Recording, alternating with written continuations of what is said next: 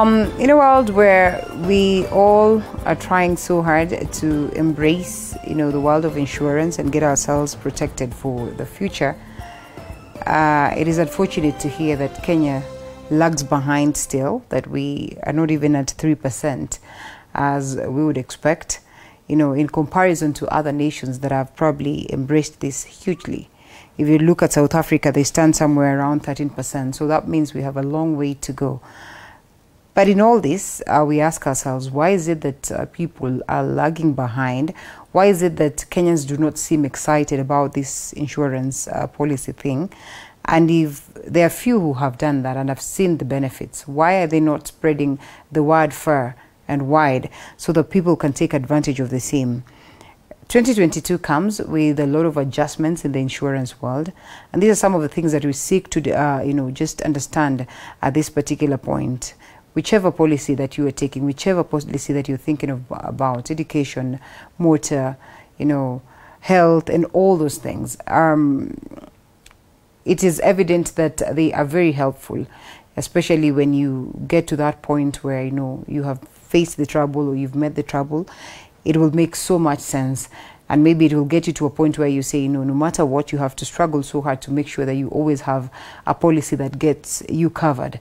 But before it gets to that level, most of the people would want to live a carefree, kind of lifestyle, which most of the insurance, advisors would tell you is probably not the best angle to take. And so this morning, as we get into this conversation, first, we get to understand why the insurance decides that, on Motor World, they will have to have the prices shooting up by 50%. That's quite huge.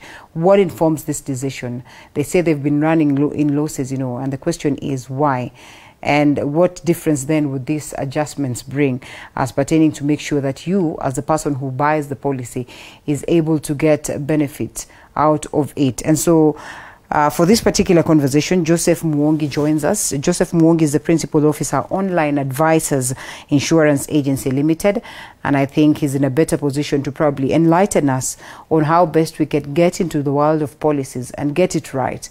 If we have to face a risk, then we know how best we can be able to balance the same so that it does not weigh us down in totality. Happy New Year. Happy New Year to you. I know it's been long since we met. That was sometimes last year. Last year. Yeah, yes. Probably August. Was it August or something? Yes. I can't remember well, but somewhere around August, September there. And so we're happy to have you this morning. But then, even as we're happy to have you this morning, we have bad reports. That's the most unfortunate thing.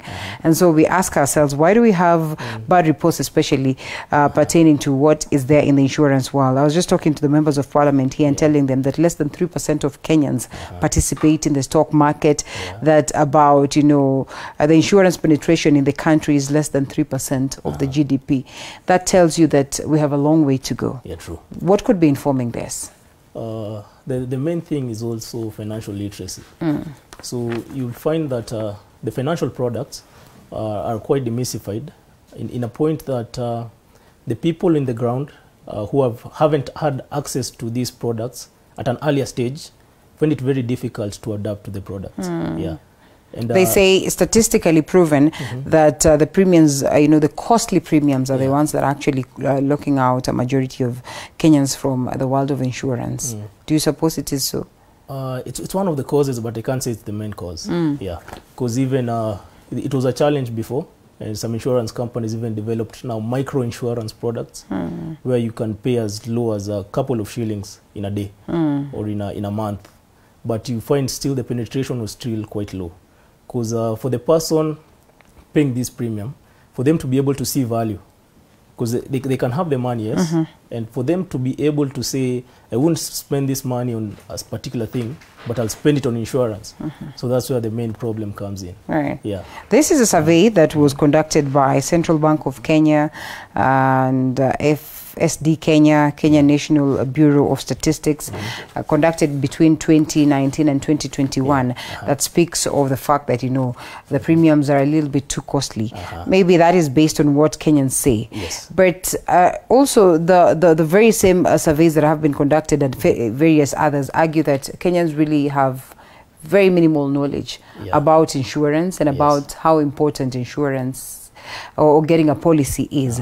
What will it take for us to make sure that Kenyans understand this? Because it's obvious that every time someone comes to sell to you an insurance, you literally run away from them.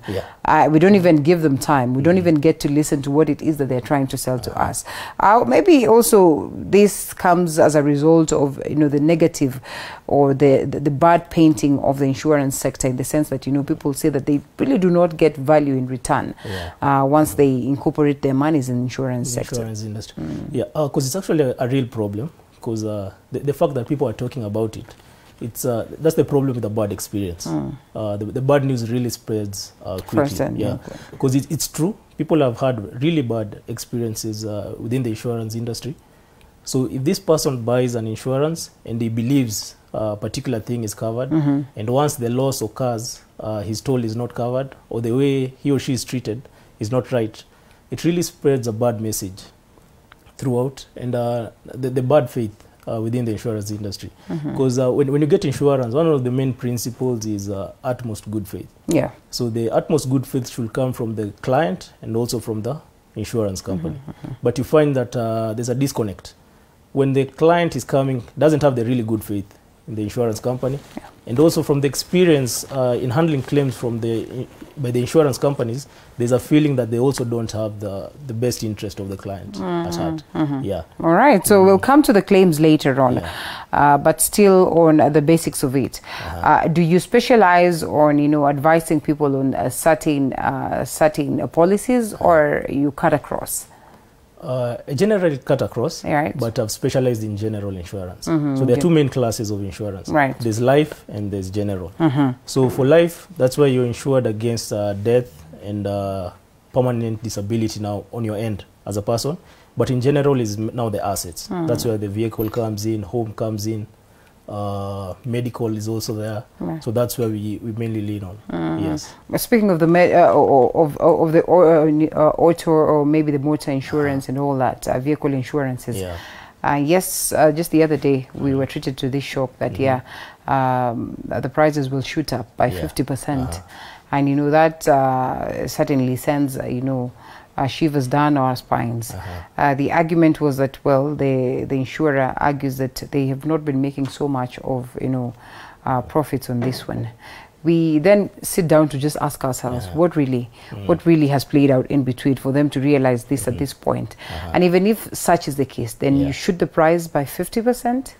I was actually surprised people are finding out about that now. Yes. It actually occurred a long time ago. Yes. Mid last year, somewhere there, most of the companies started hiking the rates. But, the weird thing is, from an actuarial point, that's the original rate at which you're supposed to be paying the insurance. Okay. The industry players... Rate. The hiked rate is the true rate which you're supposed to be paying. So the industry players undercut this rate. And there was some time back, I think it was 2016, 2017, we also had a sitting with IRA. So they were trying to force the insurance companies to maintain the high rate, which they refused, and it even went to court. And they were told, okay, then anyone can put their own rates. So what happened? They started undercutting each other. So if you're charging 4% and another company charges 3.5, they take business from you. Okay. So you next year, what do? You also undercut. Yes. You go to 3.5. After a point, the guys realize, okay, now we're at par. So we say for vehicles above a certain amount, we'll also reduce our rate, maybe to 3%. All right. So you find that in the long run, it has come back to bite them, because now you've undercut. Once the claim come in, you don't have enough cash to be able to settle these claims comfortably. Harmonization by any chance. Harmonization in the sense that it will cut across almost the standard prices. Would that really come in handy to help this? From my point, I don't think it will really solve quite much. All right. Because the main problem is in the pricing of the risk. Because you see, we are giving a blanket figure to every individual. Okay. So we're ignoring the risk profile of the drivers, the vehicles which they have. So if I just say I'll charge 4% for every private vehicle, I'm exposing myself to several risks. Because there'll be a good driver who will be penalizing by charging higher, and there'll be a bad driver who will be benefiting by charging the same amount. So at the end of the day, you'll still find that the losses will come. But now, the way we are arguing it, we're saying that since everyone has paid a lot for the premiums, we are assuming that now we'll have enough money to pay the claims. Understanding the importance of all this, and especially when you're talking about the general insurance, in the sense that there are a couple of other categories that are incorporated in this that are really not mandatory and not more or less of a must. The vehicle insurance could be more of a must, actually, for a majority of people. And we're talking about 3% penetration. Do you suppose then we should get to levels where we say some of these policies, general policies that are in existence, should be rendered to be a must? I can't say that much, because even the main reason motor is made to be a must is the risk which it causes to other people. Not the vehicle owners. Not the vehicle owners. Yes. Because you see, if we ignore such an element, so what we can say maybe is a must is maybe a public building, because now you're taking care of the interest of the people within that area. It's also the same way as employees. So that's why it's a required regulatory requirement. That if you've employed people, you're supposed to take for them insurance. Now the one which we call WIBA, the Workman Injury Benefit Act insurance. So the only place where insurance should be mandatory is if what you're doing can cause a risk to others to a point that their loss, you can't be in a position to compensate them. But for the other types of insurance, it's mainly on education and enhancing the value now for the individuals, such that you, from where you sit, you can be able to feel confident that you can insure your phone against theft. And you'll have faith that in case my phone is stolen, I'll be compensated. Because those premiums are really low. If I tell you the premium, how much you're supposed to pay for your home insurance, you'll really be shocked. It can go as low as 6,000. That will include even your TV, your fridge, your phone. 100%. 100%. Wow. But it sounds too good to be true. I know, it does, and especially when it comes to the moment of claiming and all that. To be honest, with the people, like we said, who have had bad experiences, will tell you what is the point, what is the need. And also maybe people lag behind because after all you're thinking, well, in a year, what are the chances that, you know, this trouble could befall me, and therefore I'd need my TV insured, or I need every item in my home insured. So, and also that's one of the reasons why the rate is low. Because in real sense, in insurance, we are pricing a risk based on now the probability of occurrence. The reason why the rate on vehicle insurance is high, there's a high risk of getting into an accident. You know, the reason why your home insurance is low, there's a really low risk of your house maybe burning or a break-in to your house. So the way insurance works is we come together, we create a pool. So we need to come, a lot of us, such that we are able to provide enough cash that few of us will get claims and the few will be able to be compensated. Speaking of this year and the fact that we've had COVID-19 this year, last year, well, of course it's another year, so it's 2021 and 2020, and you being in the online world, or digital world, so to speak, as well. There have been statistics that dictate that we really have not seen so much of, you know, harnessing of the potential of data insurance, you know, management. Do you suppose that that is the direction the world should take? And how then do we achieve that also in our very own space that, you know, we have seen such less penetration? It's true. It's actually the fact is also in insurance, these rates are supposed to be dictated by the data. Now the problem is collection and assessment or analysis of this particular data, which is really a problem. Because what's supposed to be happening in practice, we're supposed to collect data on the clients, the use of the vehicles, such that we are able to price based on this information. But the problem now with sharing data, also you yourself from where you stand, you'll find it very difficult to give out all your information to someone else. And especially now in the financial industry, what I mentioned earlier, the utmost good faith. You really don't trust this insurance company. That's true. You can feel that if I give them so much, these guys might even penalize me now more for telling them more information, or you're not sure what they'll use the information for on their end. On their end, yes. Because one of the things which we also try to do for motor insurance, we tried to introduce the what we call vehicle telematics. So these are smart devices which you can install in a car. They can tell you about the driver behavior. Okay. Harsh braking, harsh acceleration, overspeeding, how many hours this person spends on the road without stopping. So we thought this was a very good, innovative solution to the industry. But once we launched it, no one wants to consume it. The clients prefer the device, but not to share the data with the insurance company. Okay. But you see, with such information, the insurance company can tailor-make an insurance and can also prevent. Because I think that's the next step where we're supposed to go as an industry. Not the insurance company is not to stand to pay claims. You should also be in the place to mitigate and prevent the claims. Because the claims contribute almost 60% in terms of cost for these insurance companies. So if you're able to reduce that, even before you think about increasing the rates, now you're more profitable. Right. Yeah. Okay. Speaking of the rates and all that, how then, sometimes people really need to understand, as basic as that one for motor insurance, how do people get to calculate, you know, these policies that they have, or these packages that they actually have, and you know, what is there a standard way of doing this? Is there a guideline or a guiding factor as pertaining to that, or maybe it's an insurer to insurer, you know, agreement on how they want to just handle their own policies? For the calculation is easy, because what they do, each insurance company publishes their rates. So they'll come up with something like a rate card. They'll say if a vehicle is valued from 500,000 to 1 million, we'll charge 5%. If it's valued from 1 million to 2 million, maybe 4% of the value. So for this, now this counts for comprehensive. So for you as the vehicle owner, you can calculate what the amount which you are supposed to pay based on the valuation report. Because once you're getting comprehensive, they pay for you the valuation of your car.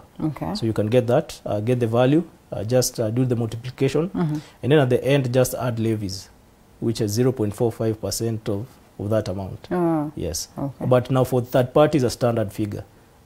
So they tell you, irrespective of as long as it's a private car, maybe we'll charge you 5,500.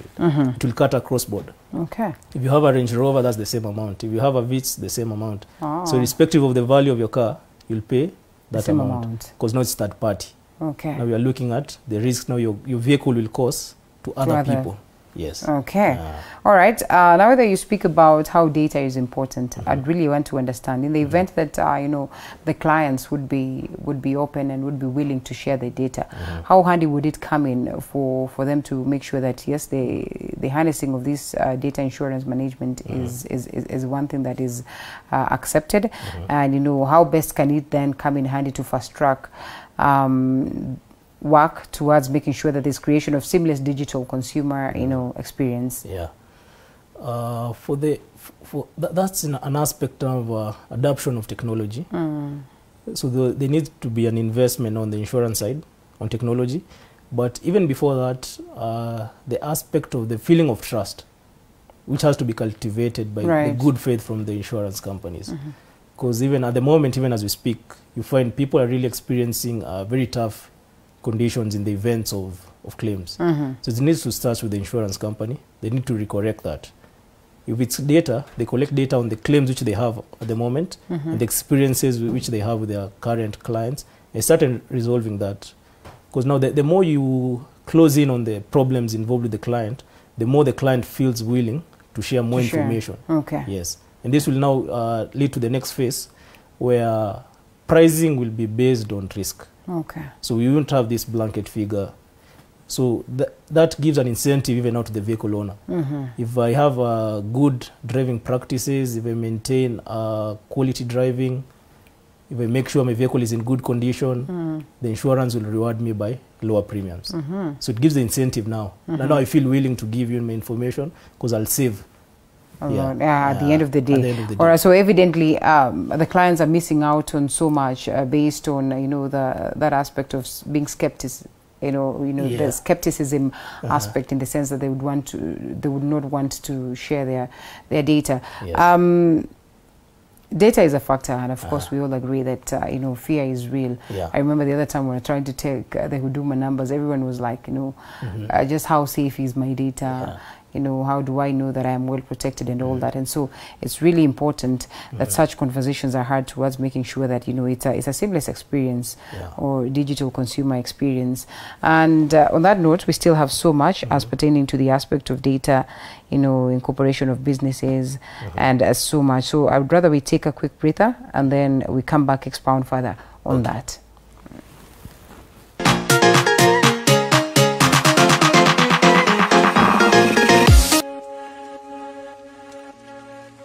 In a world of stereotypes, we amplify their voices.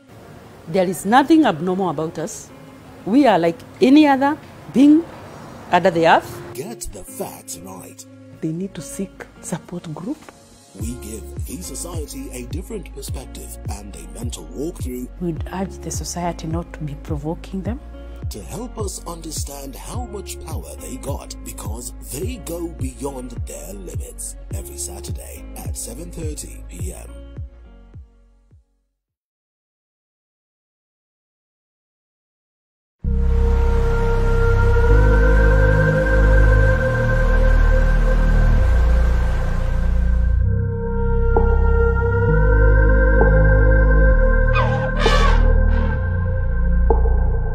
Hello and welcome to TV47 Wildlife. I am your host, Sandra Wahito.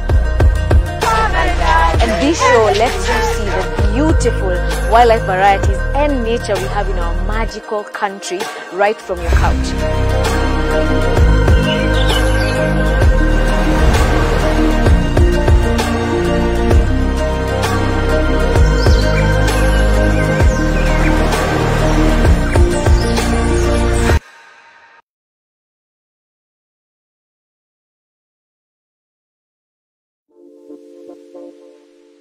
New year, and with a new year, new things. It's no different in the world of tech.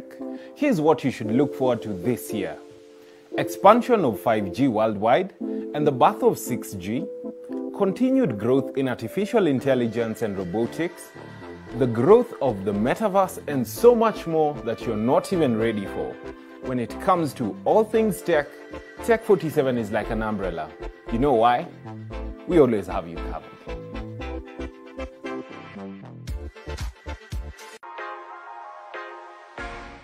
Looking for ways to make cash this January? Well, look no further. The Grind is here to ensure you have all the information you need.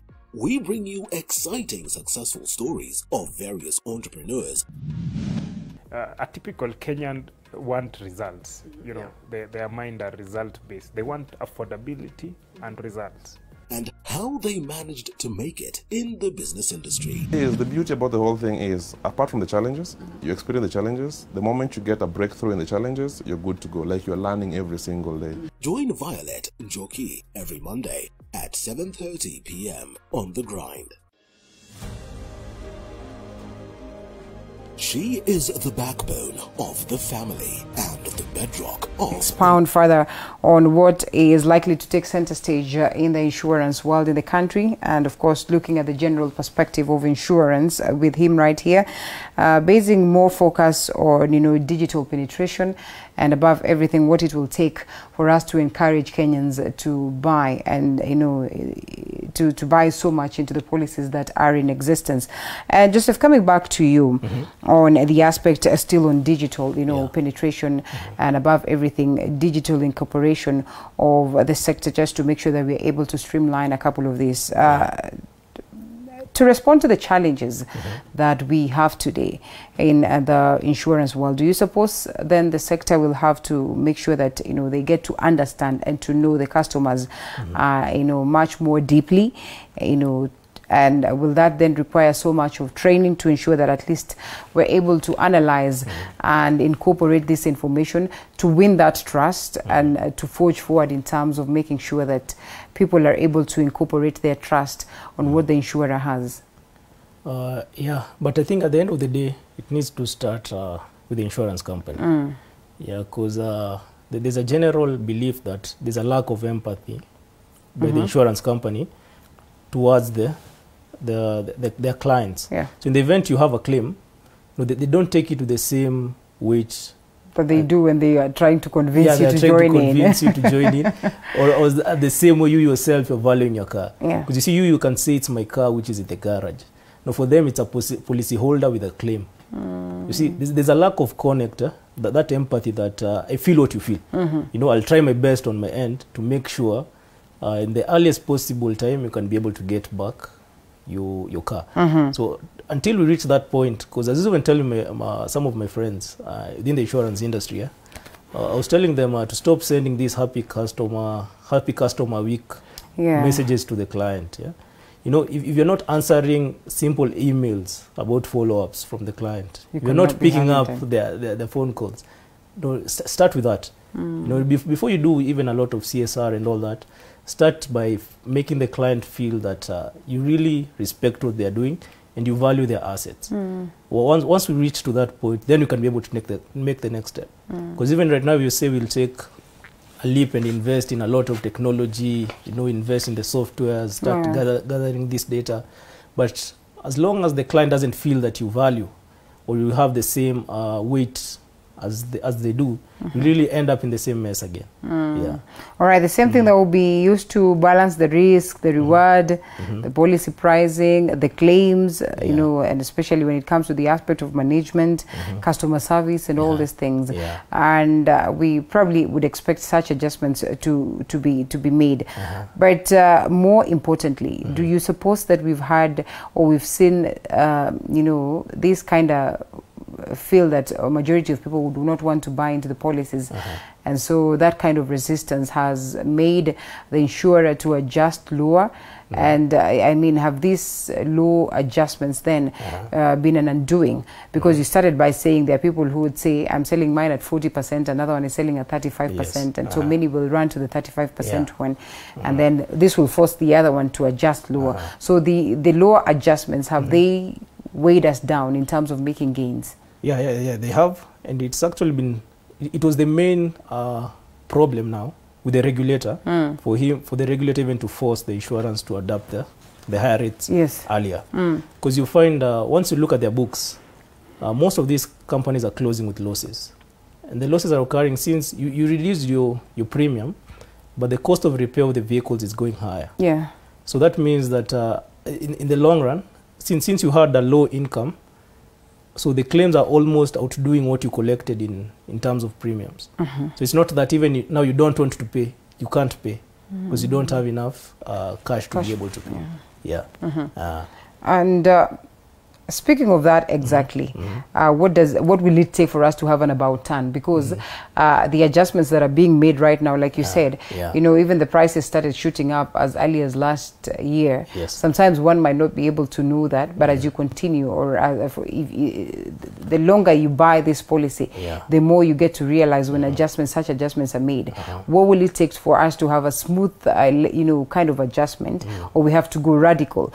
Because if we go radical, then it weighs down the clients, but if we go smooth, then maybe step by step we'd be able to have a total turnaround that would get them, you know, earning the profit that they would wish to earn, and at the same time getting the clients to enjoy the value. Also for me, from my end, I don't think the hiking of the rates is a permanent solution, because the main problem, since the claims will almost be constant, the main focus should be on how to prevent and how to reduce now the consequences in the event of a loss or a claim. So the insurance now should move from claims to being proactive, now risk prevention. So instead of me waiting until you get an accident, why not train you on things to look at based on the data which I've collected? Because you can find it's actually something which we also did. Once we collect a series of analyses on particular maybe models of vehicles and see what caused the accident. So let's say it's a truck. So we found this from one of our offices at Mlolongo. So the trucks, after a point in time, they remove one of the boosters, which helps in braking. You see, it can brake in the quarry, but if you tie the pipe, the vehicle will continue moving, but the vehicle will be impacted in terms of emergency braking. So this guy, if you stop abruptly in front of this particular truck, it's a guarantee it will result in an accident. So instead of us waiting for such an accident to occur, why not educate the vehicle owner on repercussion or preventive measures to the accidents? So we were able to do that. So first of all, now you increase now the probability of you now being profitable, even with the same income, even before you hike your rates. Yeah, because now the hiking of the rates is out of desperation, because guys have gone around year after year, it's closing with losses. So we think the first solution is increase now your revenue so that you cover your expenses. But now you're not doing anything about the expenses, so which they will continue rising. Because there's a probability that you'll increase your rates. Let's say I was taking comprehensive. Now I feel that since I was paying 25,000, you're telling me to pay 40,000. I'll say, okay, no, I wouldn't do that. I'll just take that party. So now I was paying you 25,000. Now I'm paying you 5,000. Wow. So that there's a probability that will happen. Yeah. There's a high chance that would actually work. That is actually what would happen. And evidently, then not a long-term solution. It's not a so what will it take to get a long-term solution in this case then? First of all is what I've mentioned earlier, thinking of how to prevent the accidents from occurring, and how to reduce costs of the claims. Yes. Okay. So once we are able to reduce that, then we can work now on getting individual rates for individual risk profiles now. Yes. And speaking of which, I'd love to understand, is there a huge difference when it comes to getting to know, the rates and the profiles that are there in terms of even age, in terms of different categories, in terms of different people and all that? Yes, we have different policies for different matters, but then again, in regards to the profiles. So that's what we don't have at the moment in the insurance industry. We're not considering that. So you can come, you have 20 years driving experience, and I have 5 years driving experience. We're given the same rate. Because they're just looking at the vehicle. Because there are other countries where even the seniors have lower rates. Yeah, they have lower rates. Because that's what I was telling you. Now rewarding based on data. Because you say this particular age group have a lower risk of getting into accidents. People who in this particular business or using these particular roads most of the time have a higher risk of getting into accidents. Now you price based on that. Because there's a person who will pay comprehensive insurance. They use their vehicle maybe once or twice a week.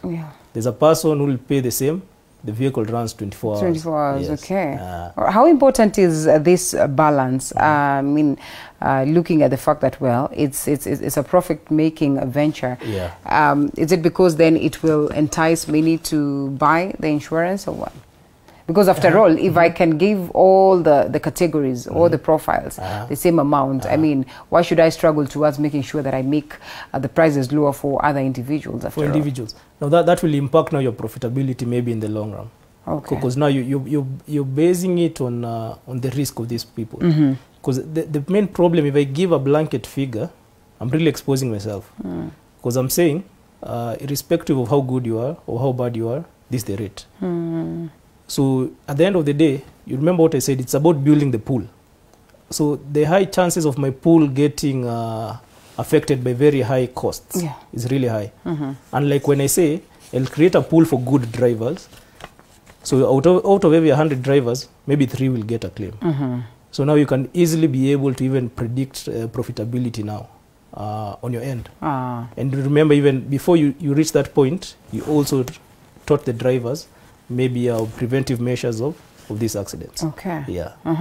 So looking at last year, looking at 2019, which most of the statistics or surveys have been done, looking at what the year was like, especially at this point of COVID-19 and moving to this one.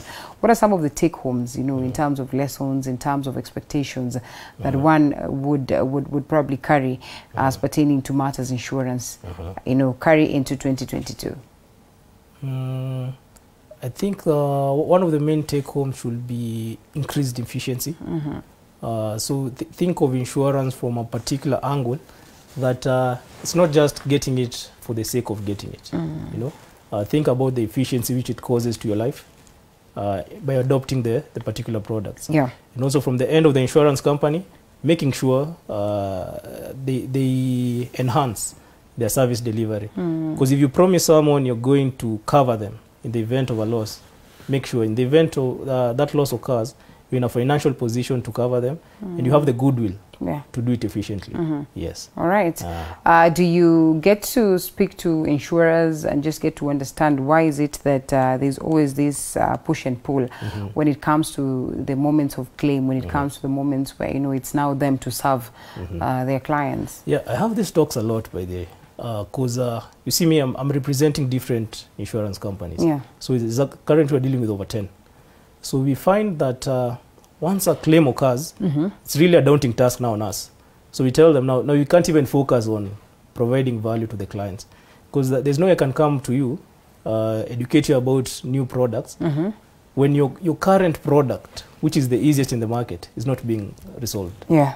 And on their end, I think there's a laxity in treating now the clients with the urgency which they deserve. They deserve, okay. Because you can find, like, at the moment, I have claims from March last year. A vehicle was written off, it hasn't been paid to date.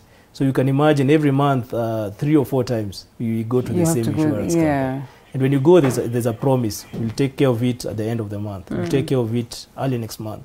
It's allocated in finance. So you find that back and forth, the client really loses the faith in the service, and also from the angle of the person selling, it really demoralizes. If the person has a different source of income, they won't focus on insurance anymore. That's true. Yeah, because if I can provide another value to you, which I can guarantee, I'll provide that. I'll ignore the insurance. All right. Yeah. I know we spoke about this the last time you were here, but I think it's also very important that you know, for the benefit of the ones who would now wish to venture into the insurance world, they need to understand who are the right people to approach, who are the right people to speak to. Are we speaking to an agent? Are we speaking to a broker? Are we speaking to who, and all that, which in most cases we find ourselves making mistakes. And maybe by the time you're going to make a claim, the person who sold you the insurance is not even there. And so you have to deal with the office down there, and now they'll start explaining things that you probably never heard of. And you know, people who sell insurance are very interesting. They'll sell you the best of, you know, information at the point they want you to buy. But once you have bought, is when other information will surface, and you're like, you never told me this. This was never told to me. This was never, written on the agreement that we had. But then it becomes too late. I think from my honest experience, there's no single channel which is 100%. So there are pros and cons of each channel. So for instance, because there are 3 ways which you can buy insurance. You can go directly to the insurance company, you can do it through an agent, or through a broker. So people confuse the broker and the agent. So the broker acts on your behalf. You can take your broker to court. The agent, if you take your agent to court, you're taking the insurance company to court. So that's the main difference between us. But we are both intermediaries, agents and the brokers. So the main advantage of maybe an agent or a broker can be the wide array of insurance companies. Because if you go to a particular insurance company, there's no way they'll tell you, let's show you the rates from these other guys. You see? They can't. They can't do that. So even if the terms are really not matching your needs, they'll really push you to get what they have, because that's what they have. They need to make the sale maybe. Now from the agent or the broker's perspective, they can give you alternatives. So you can tell them, I have this car, this is my budget, and now they advise you based on the independent information on the array of companies. Make a choice. Now the risk in also dealing with the agents or the brokers, so is in the event that they misrepresent. You know, you can end up paying the agent or the broker, and they fail to submit the cash to the insurance company. You see, now that's a whole risk altogether. So this was tried to be mitigated, but where the clients are being told to pay directly to the insurance companies, irrespective of your intermediary. But in terms of wide array, so they give you the wide array, but also in terms of follow-up, sometimes if you get a good person, because it doesn't cut across board. So in the event you have a claim, now you have someone to be following up for you, on your behalf. On your behalf. Yeah, because that's the difference now. Because if you go directly, there's no one to follow up on you. So you'll always be having, you'll always be. So the trips which I'm making, which I'm telling you every 4 to 5 times in a month, I'm going there. So the client will be the one now following up these things. All right. Yes. So what exactly does Principle of Advisors Insurance Agency Limited do? So we specialize in consultation of insurance and also selling mainly general insurance products for the different insurance companies. And over and above that, now we have a sister company offering vehicle tracking. So we couple this also with the insurance to reduce now the risk of the vehicle owner. Yeah. Which is this sister company? It's called Finatrack. Finatrack Global Limited. Yes. Because something which people also don't know, there's the same way which you were mentioning earlier. One of the main costs or what impacts the vehicle owner in the event of a claim is what they call excess. This is the amount which they deduct from the total amount which they're supposed to compensate you. So you find in the event of theft, they'll take an excess of 20%. Yeah. So that means if your vehicle is valued 2 million, they'll take 400,000 out of it. In the event of a theft. But if you had an anti-theft device, which is a tracker now, they'll deduct 5% of that. Only. All right. Because then they'll have all this information. You don't even need to share with them, but they'll say now on your end you took additional risk mitigation measures. Yes. And also, once you've reported the theft, at least there's a trail. There's a probability that since it had a tracker, you can be able to track it. Even if the tracker was removed now afterwards, but at least on your end, you did that part. That's the same thing which I was saying earlier. Now, you're rewarding the owner by taking the risk mitigation measures on their end. Or making them lower. Well, thank you so much, Joseph Muongi, for speaking to us this morning. Principal Officer, Online Advisors Insurance Agency and Limited. As we start the year, as you speak to clients, as you speak to people who are out here, what will be your parting shots? What would you tell them, even as we all now struggle on whether we need to venture into the insurance world or not? And when you're speaking about the general aspect of it, we still insist that the motor world is almost compulsory, but there are those ones that are not compulsory, that we sometimes tend to ignore and could be very important.